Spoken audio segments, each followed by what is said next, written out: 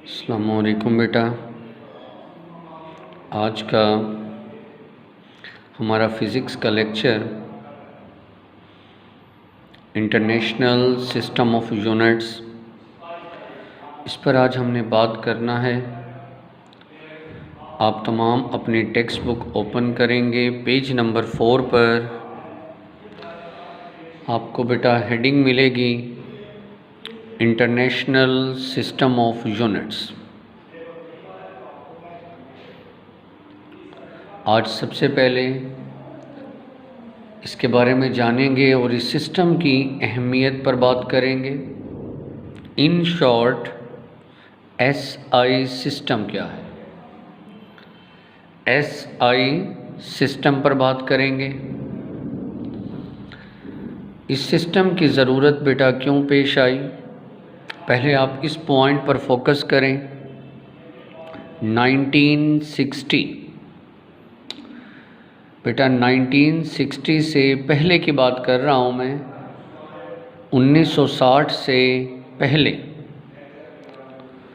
दुनिया में जितने भी ग्रेट साइंटिस्ट आए, फिज़िक्स के हर साइंटिस्ट ने एक्सपेरिमेंट्स किए। रिज़ल्ट हासिल करने के लिए, मोर एक्यूरेट रिज़ल्ट हासिल करने के लिए उन्होंने एक्सपेरिमेंट किए, कैलकुलेशन की। तो हर साइंटिस्ट अपनी मर्ज़ी या अपनी आसानी के लिए एक यूनिट इस्तेमाल करता था। 1960 से पहले दुनिया में कहीं ब्रिटिश इंटरनेशनल सिस्टम, कहीं सीजीएस, कहीं एमकेएस, मुख्तलिफ यूनिट मेजरमेंट के लिए इस्तेमाल हो रहे थे 1960 से पहले। जैसे मैं आपको बेटा एग्जांपल देता हूँ। कुछ एक साइंटिस्ट हैं जो लेंथ की मेजरमेंट करते हैं और लेंथ की मेजरमेंट के लिए वो यूनिट इस्तेमाल करते हैं सेंटीमीटर। एक साइंटिस्ट हैं जो लेंथ की मेजरमेंट के लिए इस्तेमाल करते हैं किलोमीटर। एक हैं जो लेंथ की मेजरमेंट के लिए यूनिट इस्तेमाल करते हैं फुट। देखिए बेटा, 3 साइंटिस्ट हैं अलग अलग ममालिक शहर के। एक साइंटिस्ट लेंथ का यूनिट इस्तेमाल कर रहे हैं सेंटीमीटर, एक कर रहे हैं किलोमीटर और एक इस्तेमाल कर रहे हैं फुट।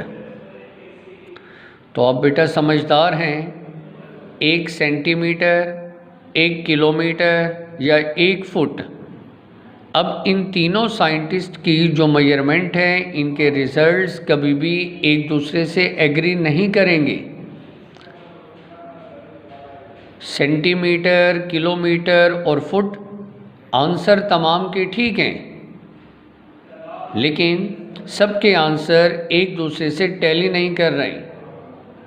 मेजरमेंट्स के अंदर रिजल्ट्स में कंपैरिजन पैदा हुआ।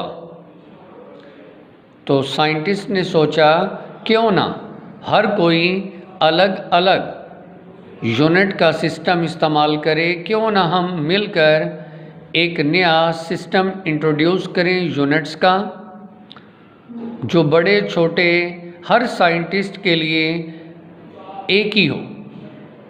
बजाय ये कि हर साइंटिस्ट अपनी मर्ज़ी का यूनिट इस्तेमाल करे, इससे बेहतर है कि वो तमाम मिलकर एक ही यूनिट, एक ही सिस्टम पर बात करें। जैसे देखें, अमेरिकन्स वेट का यूनिट इस्तेमाल करते न्यूटन, जबकि ब्रिटिश बरतानिया वाले वेट का यूनिट इस्तेमाल करते हैं पाउंड। अब न्यूटन और पाउंड दोनों डिफरेंट हैं, इक्वल नहीं हैं, तो नताइज एक जैसे नहीं आ रहे थे। तो फिर 1960 में 1960 में एक इंटरनेशनल कमेटी बनी। दुनिया के ग्रेट साइंटिस्ट इकट्ठा हुए, उन्होंने मिलकर एक नया यूनिट्स का सिस्टम इंट्रोड्यूस किया, जिसे नाम दिया गया international system of units. SI system, international system of unit, SI system. इससे पहले जितने भी यूनिट्स थे उन तमाम को डिसॉल्व किया गया, एक नया international system of units introduce किया गया। इस कमेटी का मकसद था ताकि आने वाले जो साइंटिस्ट हैं, बजाय ये कि वो अपनी मर्ज़ी के डिफरेंट यूनिट इस्तेमाल करें, उससे बेहतर है कि वो सब एक ही यूनिट, एक ही सिस्टम को फॉलो करें, तमाम के नताइज एक दूसरे से एग्री करें, एरर मेजरमेंट्स के अंदर एरर कम से कम पाया जाए। तो इसी इंटरनेशनल सिस्टम ऑफ यूनिट्स को ही हम नाम देते हैं SI सिस्टम। आज का हमारा पहला शॉर्ट आंसर है, क्वेश्चन आप लिख लेंगे पेज नंबर 4 साइड पर, what is SI system? What is SI system? तो बेटा जब ये आपसे शॉर्ट आंसर पूछा जाए तो ये सारी जर्नल इंफॉर्मेशन तो आपने सुनी, आपने आंसर याद करना है टेक्स्ट बुक से। तो पेज नंबर 4 पर आपको हेडिंग मिलेगी इंटरनेशनल सिस्टम ऑफ यूनिट्स की। तो इसका पहला पैराग्राफ हाईलाइट करें। आज का हमारा पहला short answer, what is SI system? तो बेटा अंडरलाइन करें, इन 1960 वाज ए बुक में mention, in 1960 an international committee, बैनुल अक़वामी कमेटी एग्री, मुत्तफिक हुई on a set of definition and standards to describe the physical quantities. The system that was established called, block करें, system of international SI system. तो इस short answer में ये अपने ये पैराग्राफ ये लिखना है। जी बेटा क्या कहता है, 1960 में इंटरनेशनल कमेटी जो मुत्तफिक हुई, सेट ऑफ डेफिनेशंस, मुख्तलिफ तारीफ़ों के सेट और स्टैंडर्ड, जैसे कल पिछले लेक्चर में मैंने आपको आइडियल स्टैंडर्ड के बारे में वजाहत की थी। 1960 में इंटरनेशनल कमेटी जो मुत्तफिक हुई, इस कमेटी ने तारीफ़ों के सेट और स्टैंडर्ड्स को लिखा, समझा, टू डिस्क्राइब और बयान, ताकि बयान करें आप फिज़िकल क्वांटिटीज़, तिबाई मिकदारों। इस सिस्टम को उन्होंने नाम दिया system of international SI system. इससे पहले SI सिस्टम से पहले बेटा मैंने आपको बताया MKS, CGS, ये एब्रीवेशन है, ब्रिटिश इंटरनेशनल। और भी यूनिट्स थे, उन तमाम मुश्किल यूनिट्स को ख़त्म किया और आने वाले बच्चों साइंटिस्ट के लिए एक आसान सिस्टम यूनिट्स का इंट्रोड्यूस किया, जिसे नाम दिया SI सिस्टम। तो बेटा इस SI सिस्टम के अंदर सिस्टम ऑफ, अंडरलाइन करें अगले पैराग्राफ में, the system international SI is build up three kinds. ये जो SI सिस्टम है इसको बनाया गया, इसमें यूनिट्स, 3 तरह के यूनिट्स रखे गए। पहला यूनिट बेटा ब्लॉक कर दें, बेस यूनिट। कुछ यूनिट्स कहलाएंगे base units. Number 2 supplementary units. Number 3 drive units. यानी इस SI सिस्टम में, इस SI सिस्टम के अंदर 3 तरह के यूनिट्स को इंट्रोड्यूस किया गया। एक कहलाता है बेस यूनिट, एक सप्लीमेंट्री यूनिट और एक ड्राइव यूनिट। सबसे पहला हमारा नेक्स्ट अगला शॉर्ट आंसर आज का, what is base unit, what are base units, what are base units. Base units क्या हैं? तो बेटा ये जो 1960 में SI सिस्टम इंट्रोड्यूस किया गया, इसमें कुछ यूनिट्स ऐसे थे जो बेस बुनियादी हैसियत रखते थे और इनकी तादाद मिनिमम कम से कम ओनली 7 है।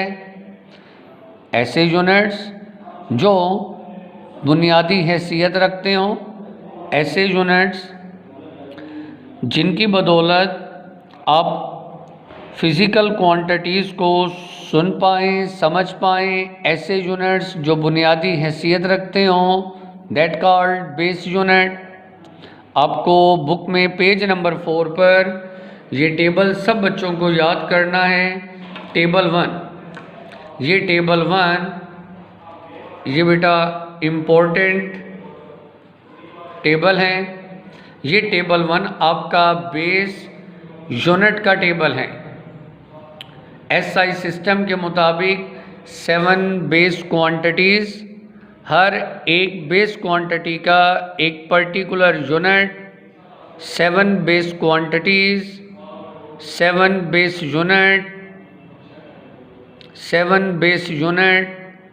तो टेबल नंबर 1, ये टेबल नंबर 1, इसमें आप देख सकते हैं बेस क्वांटिटीज़, लेंथ, लेंथ का यूनिट मीटर, मैस का unit kilogram, time unit second, electric current unit ampere, thermodynamic temperature का unit kelvin, intensity of light candela, amount of substance mole. तो SI सिस्टम के मुताबिक कितनी बेस क्वांटिटीज़ हैं बेटा?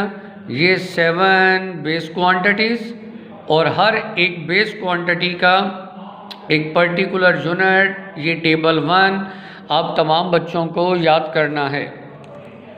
तो SI सिस्टम में सबसे पहले हम शॉर्ट आंसर हमारा है what are base units. Base units क्या हैं? तो आप यहाँ अंडरलाइन कर लें, देयर आर 7 बेस यूनिट्स। जी बेटा अंडरलाइन 7 वाज़े लिखा गया। टेबल 1 जो आपने याद करना है ये किसका है? बेस यूनिट्स का। 7 बेस यूनिट्स हैं फॉर वेरियस फिज़िकल क्वांटिटीज़। मुख्तलिफ तिबाई मिकदारें, तादाद कितनी है? 7। ये 7 बेस क्वांटिटीज़ रीढ़ की हड्डी की हैसियत रखते हैं। हर एक बेस क्वांटिटी का एक particular unit, that called base unit. तो बेटा SI सिस्टम के मुताबिक कितनी बेस क्वांटिटीज़ हैं? 7। नाम underline, length, mass, time, temperature, electric current, intensity, luminous intensity, चमकता हुआ कोई सोर्स, ग्लो, लुमिनस चमकता हुआ कोई सोर्स है, उसकी इंटेंसिटी, चमक, अमाउंट ऑफ सेप्सटॉन। ये बेटा आपकी 7 बेस क्वांटिटीज़। हर एक बेस क्वांटिटी के लिए एक बेस यूनिट फिक्स्ड किया गया जो कि आपने टेबल नंबर 1 में याद करना है। तो बेटा ये पहला आपका बेस यूनिट, टेबल 1 आपको याद, 7 बेस क्वांटिटीज़। इसके बाद आज का हमारा नेक्स्ट शॉर्ट आंसर है what are supplementary units. Supplementary unit क्या है? SI सिस्टम ने, इंटरनेशनल कमेटी ने सबसे पहले 7 बेस क्वांटिटीज़ इंट्रोड्यूस किए, 7 बेस यूनिट। इसके बाद अब हम आते हैं सप्लीमेंट्री यूनिट्स क्या हैं। आज का ये हमारा तीसरा शॉर्ट आंसर है व्हाट आर सप्लीमेंट्री यूनिट्स। तो बेटा अंडरलाइन कर लें इसका आंसर, द जनरल कॉन्फ्रेंस, जो इंटरनेशनल कमेटी बनी, जो 1960 में कॉन्फ्रेंस हुई on weight and measure, weight वज़न और मयर पैमाइश।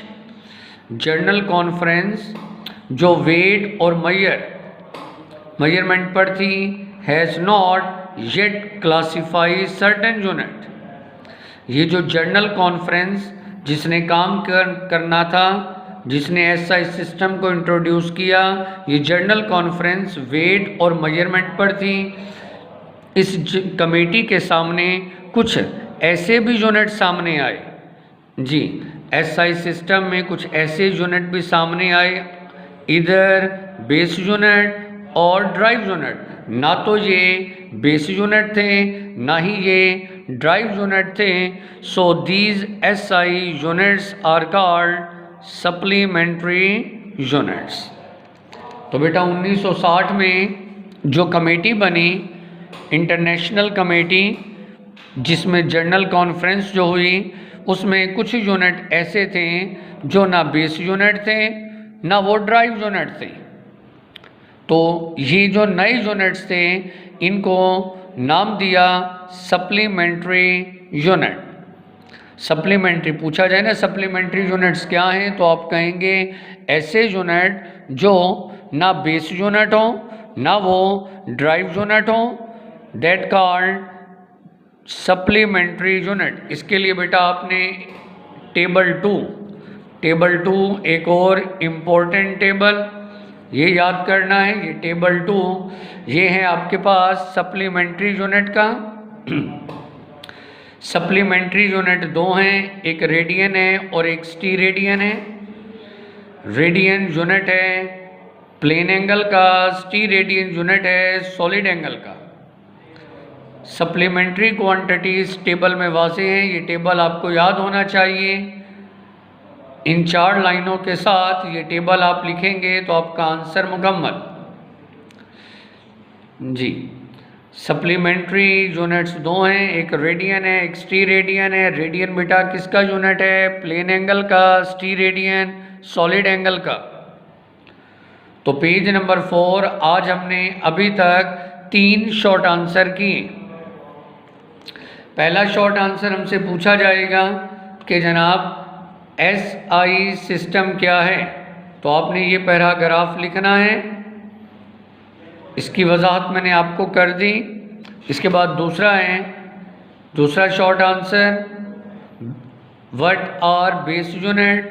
तो बेस यूनिट के लिए आपने ये पैराग्राफ और साथ में टेबल 1 ज़रूर लिखना है। तीसरा short answer supplementary, what are supplementary units. इसके लिए ये पैराग्राफ और टेबल 2 याद करके लिखना है। सप्लीमेंट्री यूनिट क्या है, दोबारा बेटा गौर करें। जनरल कॉन्फ्रेंस जो वेट और मेजरमेंट पर हुई, इस कॉन्फ्रेंस के अंदर कुछ ऐसे यूनिट सामने आए, has not yet classify certain unit. कुछ ऐसे यूनिट सामने आए जो इधर ना वो बेस यूनिट थे, ना वो ड्राइव यूनिट थे। इनको बेटा नाम दिया हमने सप्लीमेंट्री यूनिट। कितने हैं? 2, एक रेडियन और एक स्टीरेडियन। ठीक है जी। इन पर मज़ीद रेडियन और स्टीरेडियन ये आपने पहले नहीं सुने, इन पर मज़ीद हम बात करते हैं। बार बार आने वाला हमारा एक और शॉर्ट आंसर पूछा जाएगा, डिफ्रेंशिएट करें, फ़र्क बताएं, मवासना करें रेडियन एंड स्टीरेडियन, दोनों में आपने फ़र्क बताना है। तो ये आज का हमारा क्वेश्चन नंबर 4, डिफ्रेंशिएट करें, फ़र्क बताएं किसके दरमियान? रेडियन और स्टीरेडियन के दरमियान। तो बेटा ये आपके सामने है, रेडियन और स्टीरेडियन के दरमियान अब आपने फ़र्क बताना है जी। आज का हमारा शॉर्ट आंसर नंबर 4 आपके सामने है बेटा। पेज जब ये क्वेश्चन आएगा तो आपने इसी अंदाज में सेंटर में लाइन लगाकर पॉइंट्स बनाकर आपने वजाहत करनी है। पूछा जाएगा, क्वेश्चन आएगा, डिफ्रेंशिएट करें, फ़र्क बताएं किसमें फ़र्क बताना है। सप्लीमेंट्री यूनिट दो हैं, एक सप्लीमेंट्री यूनिट है रेडियन और एक है बेटा स्टीरेडियन। सप्लीमेंट्री यूनिट दो हैं, डिफ्रेंशिएट करें, फ़र्क बताएं, रेडियन और स्टीरेडियन में फ़र्क क्या है। जी बेटा, तो वन बाय वन आप तमाम ये पॉइंट्स पहले सुन लें, फिर टेक्स्ट बुक से भी रीडिंग करवाएंगे।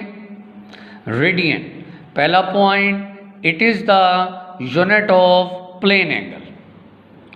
अगर आपको टेबल 2 याद है तो उसमें वाज़ेह है कि रेडियन क्या है, इट इज़ द यूनिट, ये यूनिट है प्लेन एंगल का, it is the unit of plane angle, plane angle का यूनिट है रेडियन। और steradian, it is the unit of solid angle, solid angle का यूनिट कहलाता है स्टीरेडियन। जिस तरह आप जानते हैं लेंथ का यूनिट मीटर है, हर क्वांटिटी का कोई ना कोई यूनिट है, तो बेटा रेडियन और स्टीरेडियन ये दोनों सप्लीमेंट्री यूनिट्स हैं। रेडियन यूनिट है प्लेन एंगल का, स्टीरेडियन यूनिट है सॉलिड एंगल का।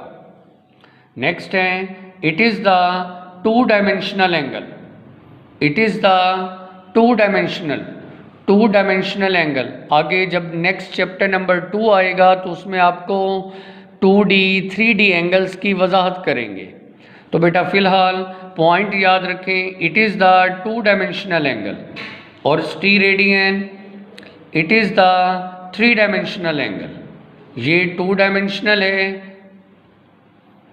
2D, और ये है आपके पास 3 डायमेंशनल एंगल 3D। रेडियन किसका यूनिट है, प्लेन एंगल का, स्टीरेडियन सॉलिड एंगल का। ये एंगल है 2 डायमेंशनल और ये एंगल है 3 डायमेंशनल, क्योंकि हमने डिफ्रेंशिएट करना है इन दोनों को अलग अलग, इनमें फ़र्क वाज़े करना है। तीसरा पॉइंट बेटा, it is the angle made at the centre of the circle. Radian क्या चीज़ है, इस पर क्लिक करना है। रेडियन एंगल है, ये कोई लेंथ टाइम मैस नहीं है, ये क्या है, एंगल है। एंगल मेड जो बनता है, कहाँ बनता है, centre of the circle, circle के सेंटर पर बनने वाला ये एंगल बेटा कहलाएगा रेडियन। और इस साइड पर आए, इट इज़ द एंगल, ये भी स्टीरेडियन क्या है, ये भी एंगल है, लेकिन ये angle made at the centre of sphere. फ़र्क देख लें दोनों, रेडियन एंगल, स्टीरेडियन भी एंगल, लेकिन ये बनता है सर्कल के सेंटर पर और ये बनता है सफ़ेयर के सेंटर पर। जी बेटा, 3 अभी तक मैंने 3 पॉइंट आपको बताए।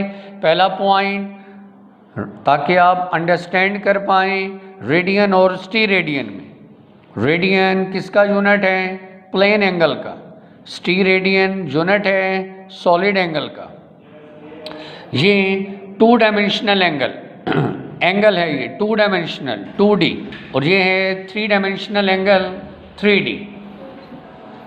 It is the angle made at the centre of the circle, but steradian ये है बेटा angle made at the centre of the sphere. तो हमारे पास हमने कंपैरिजन करना है, डिफ्रेंशिएट करना है इन दो सप्लीमेंट्री यूनिट्स के बारे में, एक रेडियन और एक है बेटा स्टीरेडियन। इन 3 पॉइंट के बाद नेक्स्ट हमारा पॉइंट है पॉइंट नंबर 4, जिसमें हमने 1 रेडियन को डिफाइन करना है। इसको ज़रा अच्छी तरह क्लिक करना है। जी बेटा तवज्जो, आपने अब 1 रेडियन क्या है, 1 रेडियन की डेफिनेशन अब हमने समझनी है। पहले एक मर्तबा रीडिंग करता हूँ। The radian is the plane angle. Radian क्या है, प्लेन एंगल है बिटवीन 2 रेडियाई, 2 रेडियस के दरमियान बनने वाला एंगल रेडियन है। सर्कल के सेंटर पर 2 रेडियाई के दरमियान बनने वाला ये एंगल 1 रेडियन। आगे बेटा शर्त कंडीशन क्या है, इसको फॉलो करना है। रेडियन, दोबारा गौर करें, radian is the plane angle, radian plane angle है बिटवीन टू रेडियाई, दो रेडियाई के दरमियान बनता है ऑफ द सर्कल, सर्कल के सेंटर। यहाँ फिगर पर ज़रा तवज्जो करें, ये आपके सामने मैंने एक सर्कल बनाया है, सर्कल के सेंटर पर आप देख सकते हैं ये रेडियस, बेटा सबको पता है रेडियस क्या होता है, सर्कल के सेंटर से बाउंड्री तक, सर्कल के सेंटर से बाउंड्री तक ये जो लेंथ है दैट कॉल्ड रेडियस, सर्कल के सेंटर से बाउंड्री तक दैट कॉल्ड रेडियस। रेडियस हमेशा सेम रहता है। सर्कल के सेंटर पर बनने वाला ये एंगल 1 रेडियन, ये आप देख सकते हैं बेटा, ये 1 रेडियन मेंशन है। रेडियन क्या है? एंगल है। ये एंगल 1 रेडियन, ये एंगल 1 रेडियन कब होगा, वजाहत कर रहा हूँ मैं, दो रेडियाई आपस में एंगल बनाएं, सर्कल के सेंटर पर बने। लेकिन बेटा ये एंगल 1 रेडियन कब है? जब शर्त क्या होगी, अंडरलाइन कर लें कंडीशन, जब आर्क लेंथ इक्वल हो, किसके इक्वल हो? रेडियस के। सर्कल के सेंटर पर बनने वाला हर एंगल 1 रेडियन नहीं होता। 1 रेडियन सिर्फ वो एंगल होगा जब कंडीशन, शर्त क्या है, when arc length is equal to the radius. बेटा आप इन अल्फाज को समझो। पहला वर्ड आर्क लेंथ क्या है, आर्क लेंथ को जानना है। आर्क लेंथ क्या होता है? ये देखें, ये इस डायाग्राम पर तवज्जो करें। ये बेटा एक पॉइंट, ये दूसरा पॉइंट, एक बॉडी जो मूव कर रहा है सर्कल में, ये इसका इनिशियल और ये फाइनल। तो ये इसे आप ए का नाम दे दें, इसे आप बी का नाम दे दें। तो ए से बी तक ये जो लेंथ है दैट कॉल्ड, इसे आप क्या कहेंगे? Arc length. आर्क लेंथ के सर्कल का, याद रखें बेटा, ये जो सर्कल की पूरी बाउंड्री होती है इसको कहते हैं circumference of the circle. Circle की पूरी बाउंड्री क्या कहलाती है? Circumference of the circle. और ये जो ए और बी दो पॉइंट हैं, इन दो पॉइंट के दरमियान ये जो लेंथ है दैट कॉल्ड आर्क लेंथ। तो पहला वर्ड आर्क लेंथ क्लियर हो गया। आर्क लेंथ इक्वल, किसके इक्वल? रेडियस के। और ये बेटा रेडियस आप जानते हैं, ये रेडियस है। सर्कल के सेंटर से बाउंड्री तक का ये फासला, ये रेडियस है। तो यहाँ अब कंडीशन वाज़ेह हो गई। कहता है सर्कल के सेंटर पर दो रेडियाई के दरमियान बनने वाला ये एंगल 1 रेडियन कब होगा? जब आर्क लेंथ, यानी ए से बी तक का फासला आर्क लेंथ इक्वल, बराबर, किसके बराबर? रेडियस के OA। यानी जब क्या हो, आर्क लेंथ इक्वल हो, किसके इक्वल हो? रेडियस के। जब तक ये शर्त कंडीशन पूरी नहीं होगी बेटा, सर्कल के सेंटर पर एंगल रेडियन तो होगा, 1 रेडियन नहीं होगा। 1 रेडियन की कब, क्या शर्त है? जब arc length, arc A B equal radius OA। जब आर्क लेंथ ए से बी और रेडियस O से A, यानी जितनी लेंथ रेडियस की हो उतनी ही लेंथ A से B, जब आर्क लेंथ और रेडियस दोनों इक्वल हो तो सर्कल के सेंटर पर दो रेडियाई के दरमियान बनने वाला ये एंगल कहलाता है 1 रेडियन। इसके बाद रेडियन के बाद अब बेटा हम आते हैं स्टीरेडियन की जानिब। The steradian is the solid angle.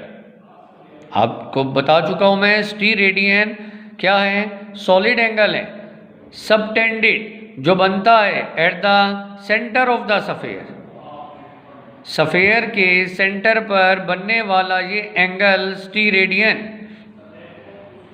स्टीरेडियन is the solid angle. Steradian solid angle है जो बनता है सफेयर के सेंटर पर लेकिन इसकी कंडीशन क्या है, अंडरलाइन कर लें, by area of the surface, area of the surface. Steradian की शर्त क्या है, जब सरफेस का एरिया इक्वल किसके equal, square of its radius के। कहता है सफेयर के सेंटर पर बनने वाला ये एंगल, बेटा फिगर में भी और टेक्स्ट बुक में भी मेंशन है, सफेयर के सेंटर पर बनने वाला ये एंगल 1 स्टीरेडियन कब होगा, जब एरिया सरफेस का, area of the surface, surface का एरिया इक्वल बराबर किसके बराबर, स्क्वायर ऑफ इट्स रेडियस के, स्क्वायर ऑफ इट्स रेडियस के। जब ये कंडीशन पूरी होगी तो जो एंगल होगा दैट कॉल्ड 1 स्टीरेडियन। जी बेटा, स्टीरेडियन क्या है, सॉलिड एंगल है, कहाँ बनता है, सफेयर के सेंटर पर, कितने डायमेंशनल, 3 डायमेंशनल। लेकिन ये 1 स्टीरेडियन कब होगा, जब बेटा शर्त क्या है, area of the surface, surface का एरिया इक्वल किसके equal, square of its radius. तो बेटा ये याद रखेंगे आप तमाम, सफेयर के सेंटर पर बनने वाला ये। इसी तरह से अगर आप इसको मैथमेटिकली अगर आप इसे लिखना चाहें तो आप यूं भी लिख सकते हैं, area of the surface directly किसके, स्क्वायर ऑफ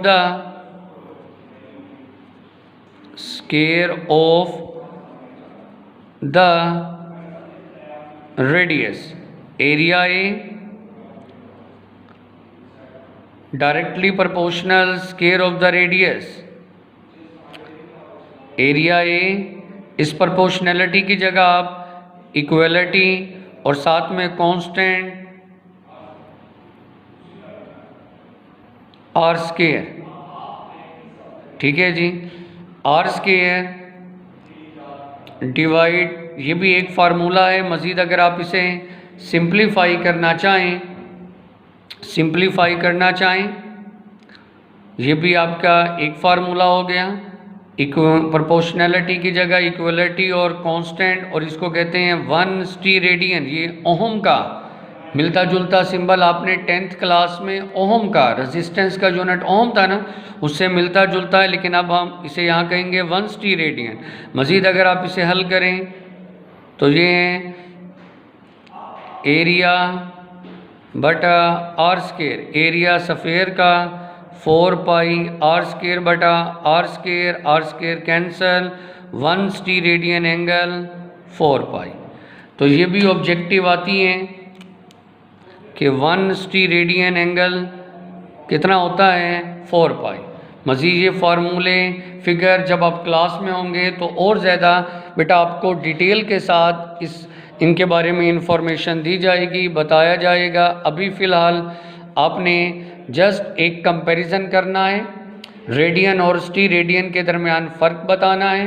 अब आप इन पेपर में जब ये शॉर्ट आंसर आएगा इसी अंदाज में आपने लिखना है डायाग्राम बनाकर। अब हम आते हैं अपनी टेक्स्ट बुक पर। तो टेक्स्ट बुक में पेज नंबर, तमाम बच्चे पेज नंबर 5 पर आ जाएं।